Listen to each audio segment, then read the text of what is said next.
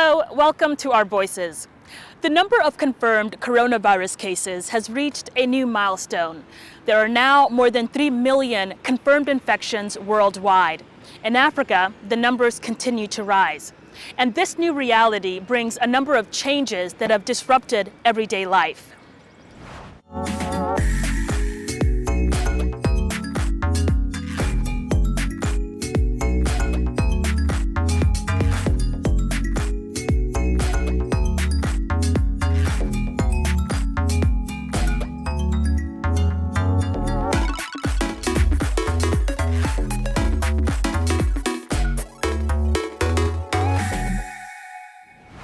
Here in Washington, D.C., the virus has taken control of a city defined by power, read one prominent newspaper, a reality reflected across the world.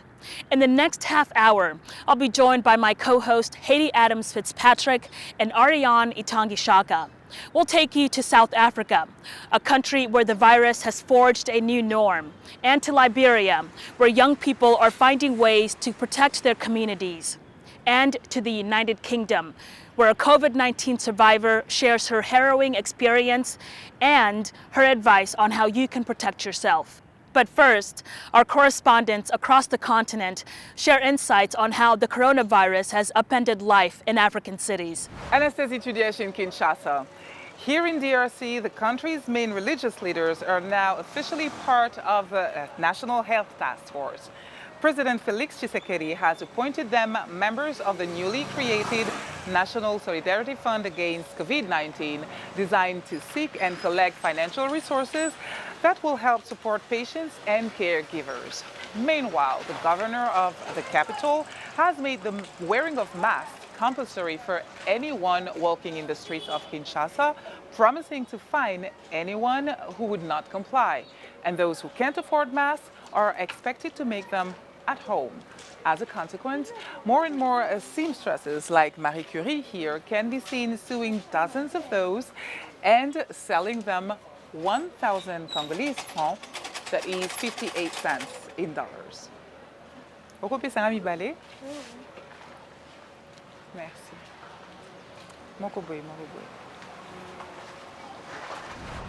The heartbreaking effects of the national lockdown in South Africa are most striking in communities like Langa.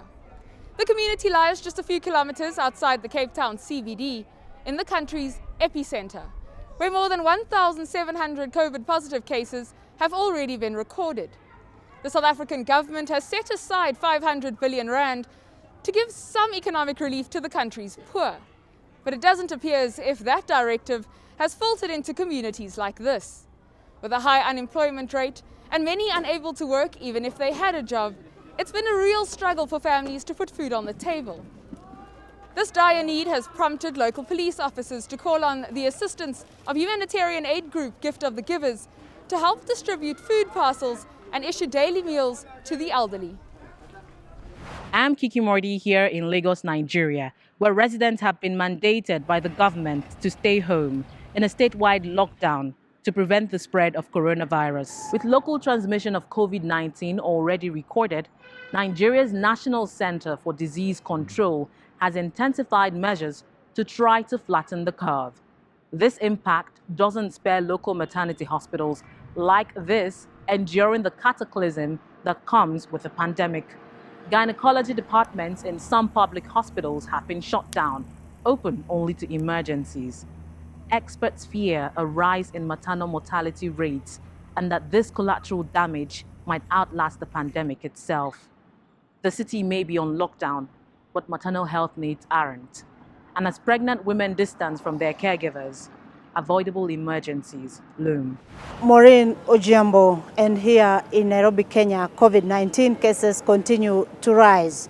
Public transportation has been hit hard as normalcy has been disrupted.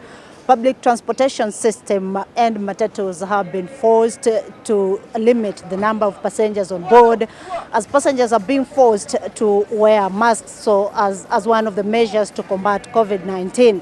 It's not yet clear as to when the government will lift the restrictions as the COVID-19 cases continue to rise.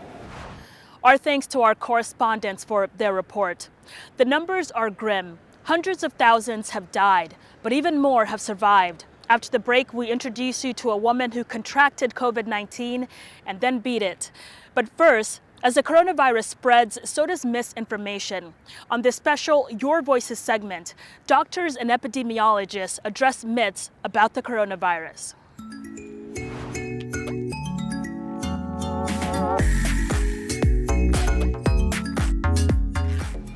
So one of the questions that I get is, are antibiotics useful in treating or preventing COVID-19?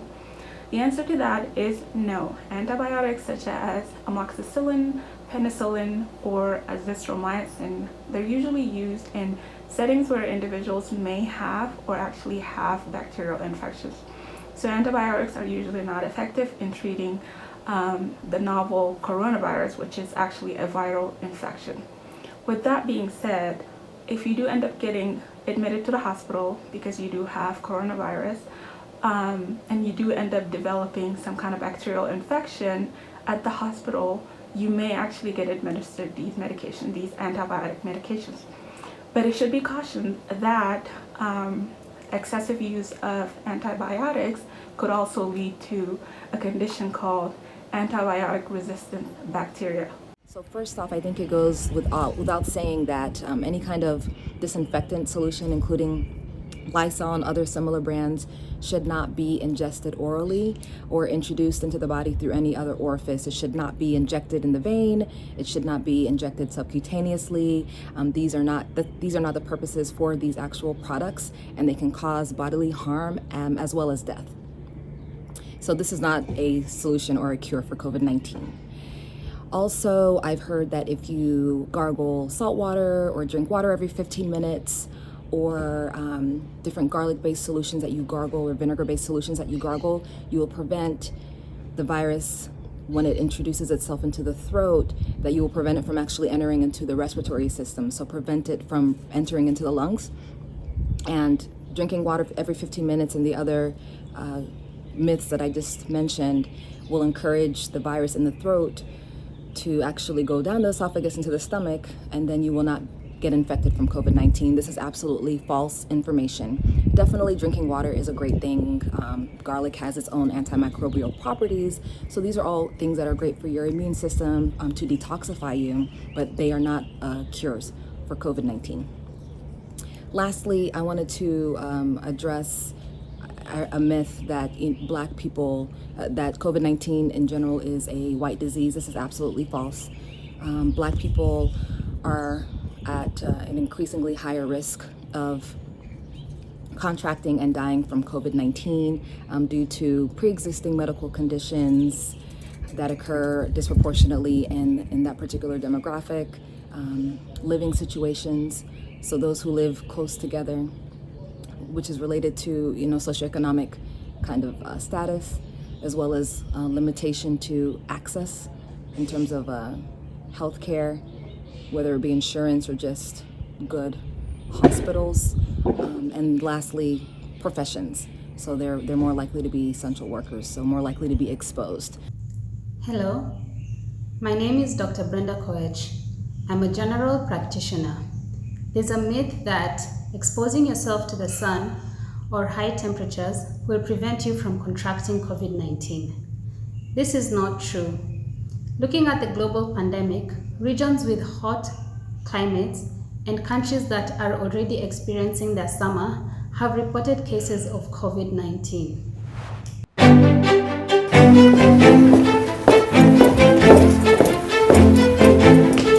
Being part of Our Voices is about more than just sitting here and talking about women's issues.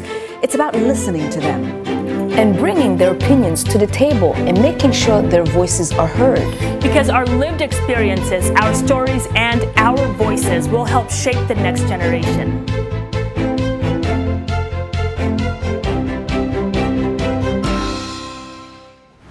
Welcome back, you're with Our Voices.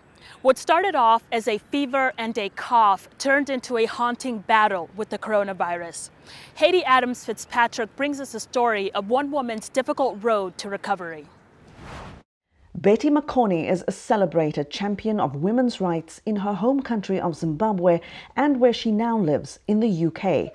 In March, Makone found herself fighting for breath and her life. She spoke with me from quarantine in her bedroom. You see my chest just closed on 16 March. It just went, that was it. I couldn't breathe. I called ambulance. Ambulance came and they took a swab. Then they were confirming to me that it must be corona symptoms, but they have to go and find out. So did the doctors tell you it was better to rush to hospital or stay home and weather it out there? The ambulance failed. I was not such a case that could be in critical hospital given the situation. I could be managed from home. My NHS one doctor was the one who called me to say it's chest infection. So we have to deal with the secondary symptom. I was bleeding, my nostrils. So they said it might be that we have to fight the infection, but you are not a hospital case at all. So I understood why I shouldn't go. It could be worse. Despite the help of telemedicine, paramedics, and self-isolation, Makone endured a roller coaster of symptoms. My blood pressure became stubborn. So I lost my eyesight. I had no idea that blood pressure is an underlying symptom.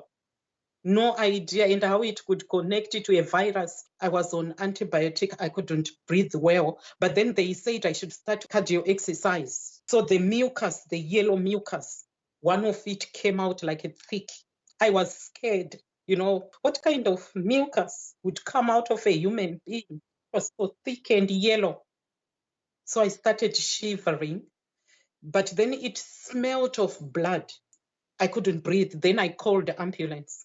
My chest was like, whoo, whoo, whoo, So at that stage, they told me the virus must be lingering.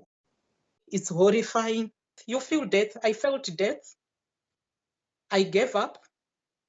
There are moments where when I lost my breath the second day, I said, I have lived enough on earth to go. I must go. Betty, how has this changed you physically and psychologically? So physically, I am much weaker. I'm much slower. And I think people mustn't underestimate the impact on our bodies, because something we are not sure of was actually taking the better part. I'm a social worker by profession. I'm going to dedicate my life to the mental health of everybody who suffered coronavirus. My message would be, this is the time to prevent. Let's not allow this virus to come. Let's not wait for government lockdown. We will not ask about where it came from. We will ask where it is. So I want every woman to be armed. A lot of social problems are coming as well, economic problems. So we should be ready.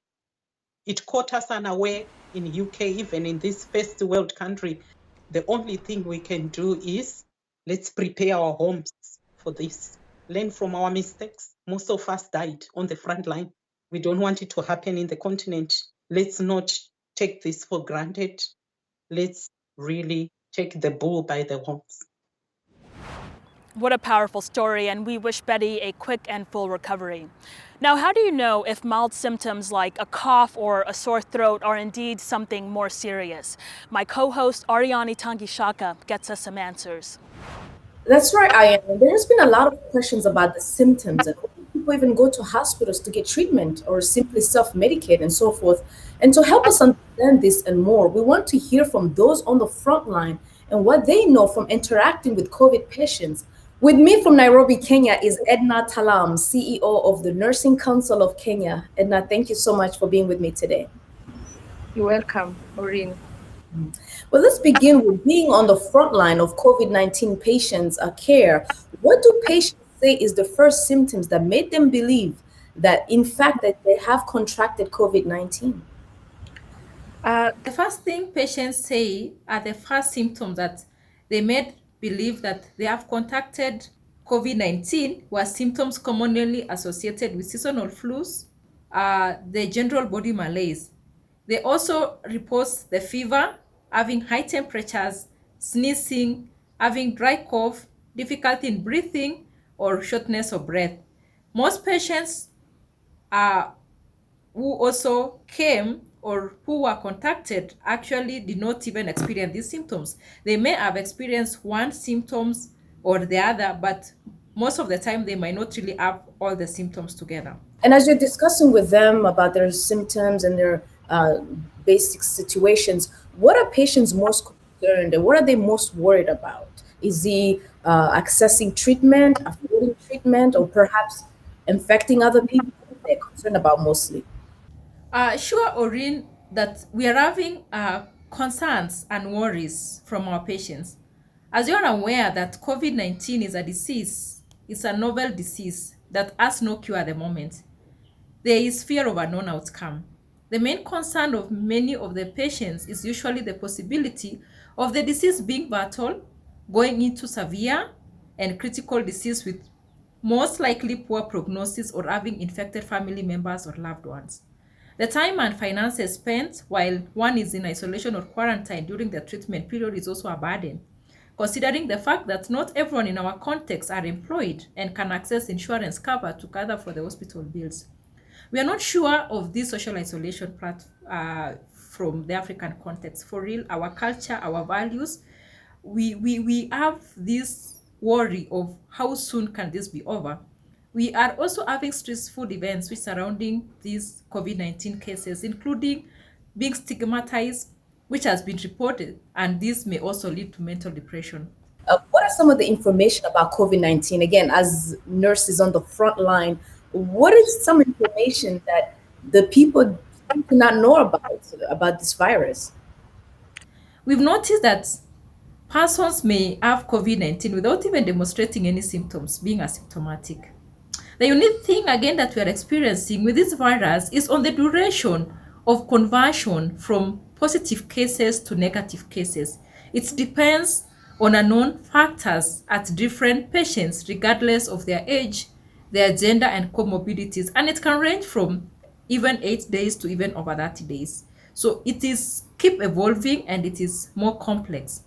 Most of the asymptomatic patients again that we also notice Orin from time to time may recover without even showing any symptoms despite their positive status. Larger proportion of asymptomatic cases may even be in our community as we talk. As we have this coronavirus spread, so do all kinds of myths and rumors about its surrounds. Myths like only old or sick people die from coronavirus. If you can hold your breath for 10 seconds without difficulty, you don't have the virus. I'm not at risk of this coronavirus, and handwashing is ineffective. We are immune as Africans. This is ridiculous. Are just but a few myths that the public should really be able to avoid. And indeed, we need to ensure that we still observe the social distance and appropriate use and disposal of masks. The pandemic is complex. It's a fast-moving situation. Many of us wouldn't be aware of the risk that COVID has. And all the information from different sources needs to be verified, could really overwhelm our lives and livelihoods. Therefore, if one is really unsure where to turn or what to share, we are fighting an infodemic as well as a pandemic.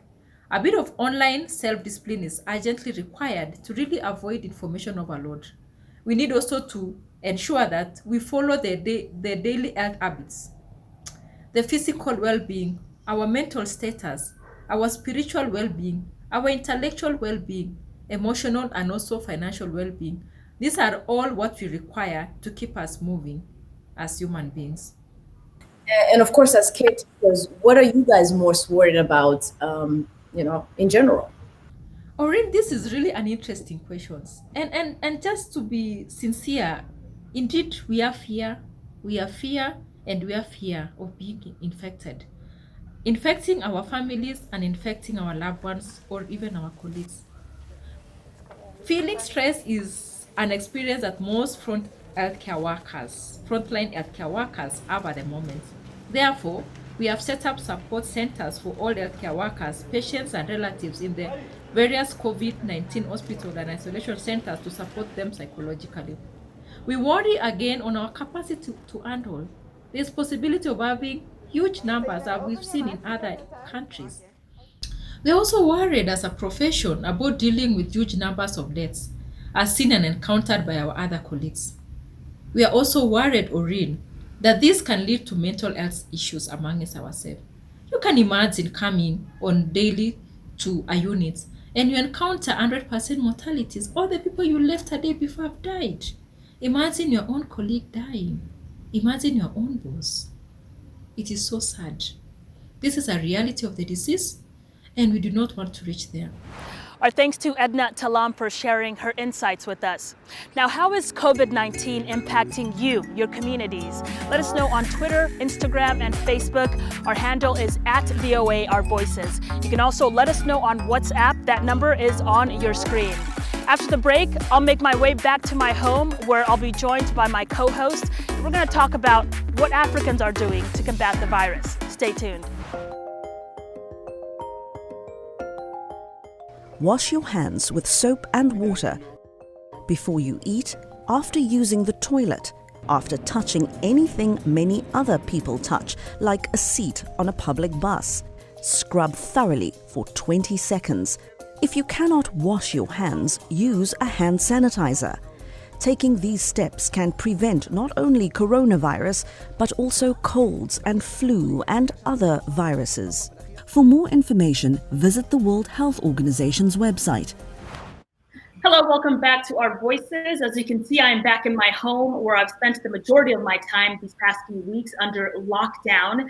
And joining me are my co-hosts. Hello, Haiti and Ariane. How are you both doing? Hi, Ayan. Hi, everyone. I'm doing great, Ayan. I've been juggling to be a journalist, a homeschool teacher, a stay-at-home mom, a wife, all in one day, and that's every day. I mean, the lockdowns has been very difficult conditions for us to work in, but together with our partners on the ground, we are very committed in bringing our audience the most up-to-date coverage of COVID-19 in Africa.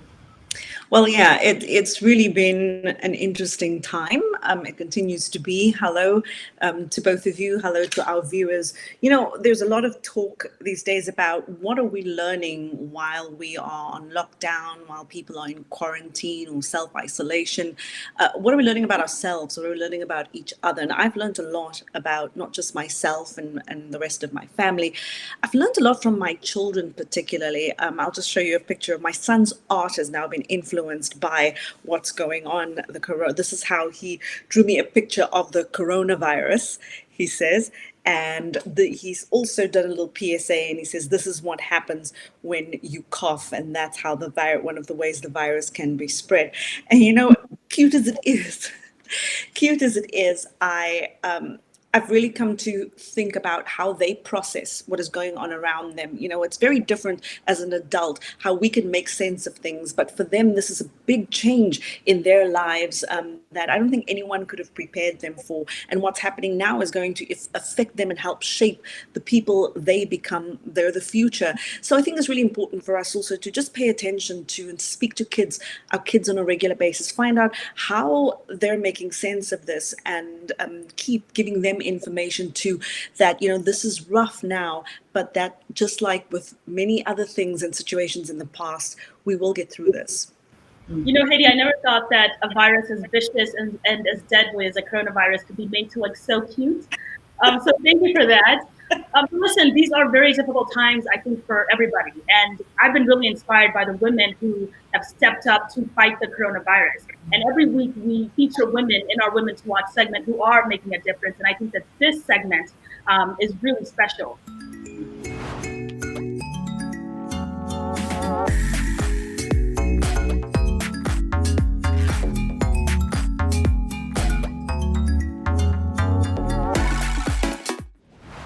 Take a look at this woman to watch. Her name is Comfreda Reed, and she's in Liberia. She's doing what she can to protect herself and her neighbors. Listen to what she had to say about fighting the coronavirus.